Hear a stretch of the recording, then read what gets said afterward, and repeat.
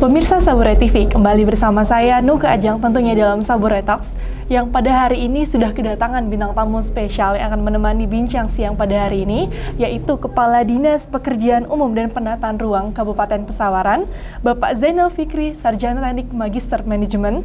Selamat siang Bapak. Selamat siang Mbak. Boleh disapa pada masyarakatnya. Selamat siang para pemirsa TV Saburai TV. Saya Zainal Fikri STMM selaku Kepala Dinas PUPR Kabupaten Pesawaran. Baik, Bapak apa kabarnya? Baik Mbak. Baik, kesibukannya apa aja Bapak? Ya sehari-hari yaitu tadi sebagai ASN Kabupaten Pesawaran ya di Dinas PUPR ya itu tadi. Ya, saya menjalankan tugas sebagai ASN dan setelah itu ya saya mengurus keluarga. Baik.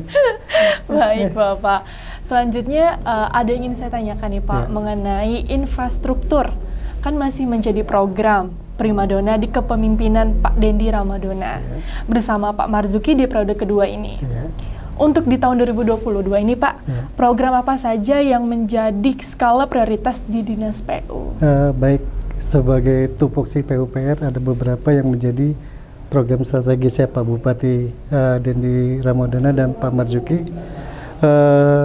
Itu berupa kegiatan program jalan Bina Marga, kemudian Keciptakaryaan, penyihatan lingkungan, kemudian tata ruang, selanjutnya di bidang Cipta Karya dan bidang bina konstruksi. Itu yang memang bidang yang dibidangi oleh Dinas PUPR. Tapi memang kita fokus di urusan itu. Baik, lalu Pak, yang paling menjadi mungkin yang difokuskan pasti tentunya ada salah satunya yang menjadi prioritas. Kalau boleh tahu apa Pak prioritasnya dari yang tadi sudah Bapak sebutkan ya? Kita fokus di pembangunan infrastruktur jalan karena jalan merupakan urat nadi perekonomian. Kemudian masyarakat melihat pembangunan itu dari seberapa banyak bangunan yang sudah terbangun, sehingga kita juga fokus dengan bangunan gedung, baik fasilitas umum maupun gedung pemerintah. Selanjutnya, untuk menunjang ketahanan pangan, kita juga fokus dan konsen dengan urusan pembangunan irigasi, sektor irigasi, karena ya sektor irigasi dengan irigasi yang baik akan meningkatkan hasil produksi pangan. Jadi kita fokus di 3 unsur itu, gitu. Jalan, kemudian jalan dan jembatan sudah pasti, kemudian irigasi, satu lagi bangunan gedung.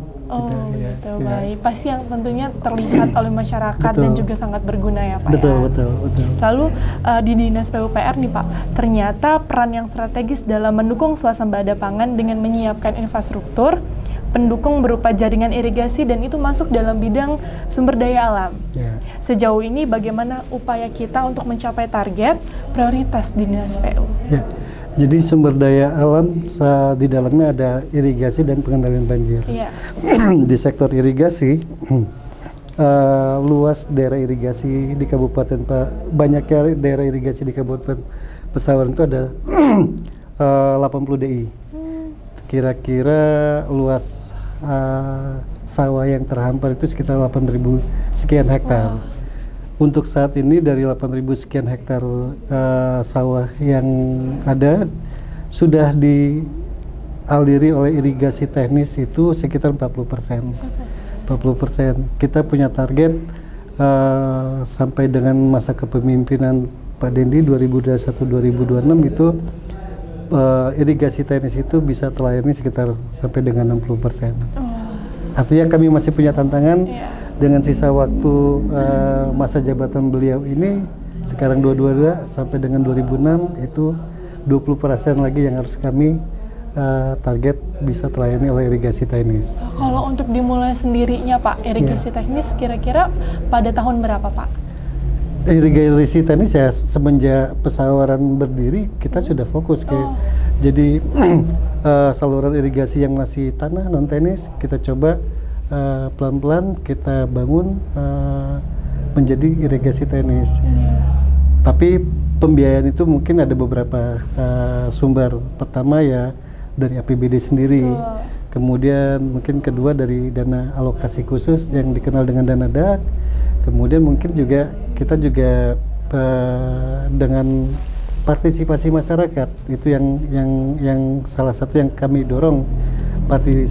Masyarakat juga berpartisipasi dalam upaya mewujudkan pembangunan irigasi yang baik di daerahnya masing-masing. Oh, berarti kalau bisa dikatakan ini merupakan kolaborasi juga ya Pak ya, antara pemerintah dan juga masyarakat. Betul. Baik, untuk menunjang kesejahteraan masyarakat Pesawaran tentunya. Betul. Baik Pak, setelah itu Pak, membahas soal sumber daya alam, bidang Bina Marga tidak kalah penting. Nah, untuk urusan Bina Marga saat ini bagaimana kondisi infrastruktur jalan yang menjadi kewenangan Pemda, dan bagaimana daya dukung pemerintah provinsi dan pusat untuk meningkatkan akses jalan khususnya di wilayah destinasi wisata Pesawaran? Baik, di semua daerah jalan merupakan infrastruktur utama. Betul. Bupati Dendi Ramadona dan Pak Marzuki punya target di akhir masa jabatan mereka, kondisi jalan mantap yang ada di Kabupaten Pesawaran itu 90% mantap.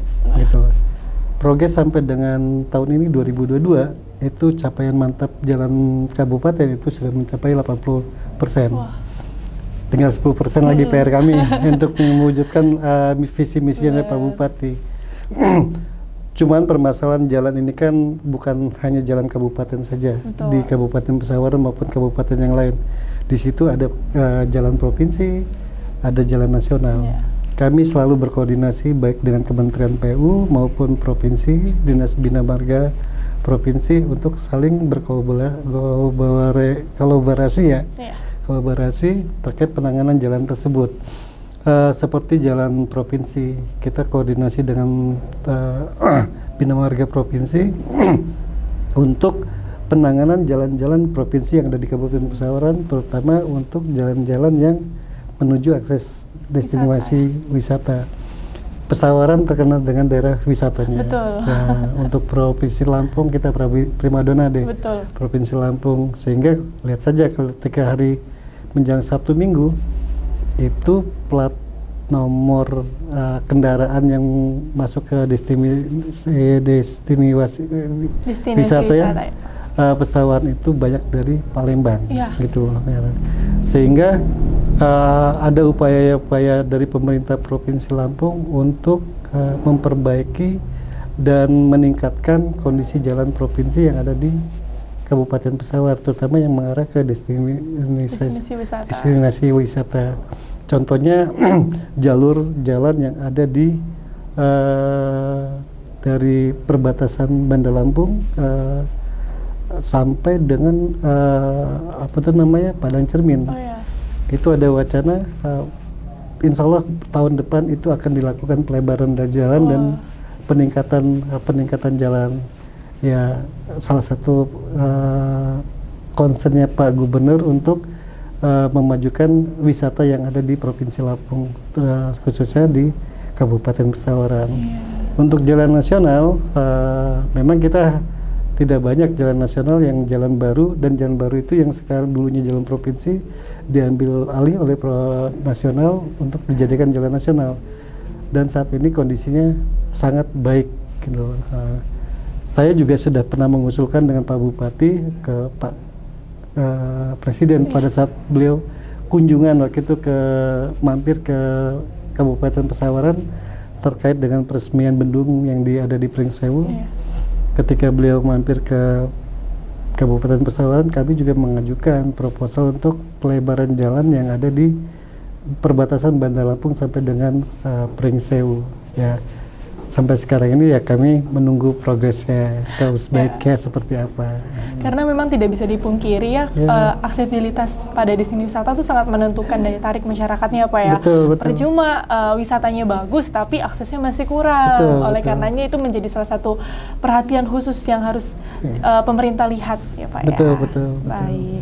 Lalu Pak, mengenai tadi kan sudah membahas mengenai aksesibilitas pada destinasi wisata. Kalau misalnya Pak, ada nih jalan di salah satu daerah yang memang masih kurang, apa tindakan dari PUPR itu Pak? Apakah masyarakat itu harus membuat laporan dulu atau bagaimana? Ya, jadi kondisi jalan ini kan gini, begitu banyak yang harus kami tangani. Sementara kadang kemampuan keuangan kita juga terbatas gitu. Tapi kami berusaha untuk melayani masyarakat untuk beberapa kejadian tertentu seperti beberapa bulan yang lalu terjadi jalan yang di Hanura itu jembatan yang di Hanura itu putus.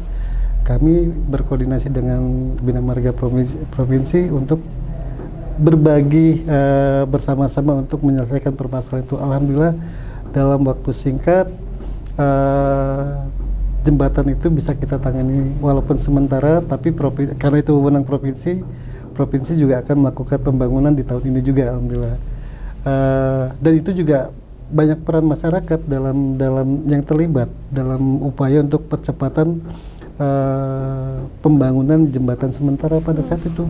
Di situ ada marinir terlibat, kemudian masyarakat membantu bergotong royong, termasuk dari pihak kepolisian. Kita bersama-sama untuk menyelesaikan, karena itu merupakan akses yang sangat vital ke lokasi wisata yang di Pesawaran, karena ketika itu tidak ditanganin, antrian kendaraan yang luar biasa pada saat itu. Jadi itu artinya peran masyarakat dan pemerintah dalam menyikapi kejadian-kejadian terutama misalnya permasalahan di jalan maupun jembatan itu. Kita punya perwakilan dinas yang ada di masing-masing kecamatan, yaitu UPT. Kalau sekarang namanya Satlak. Itu mereka yang garda kami terdepan dalam upaya mendapatkan dan menyelesaikan tanggap darurat terkait dengan bencana.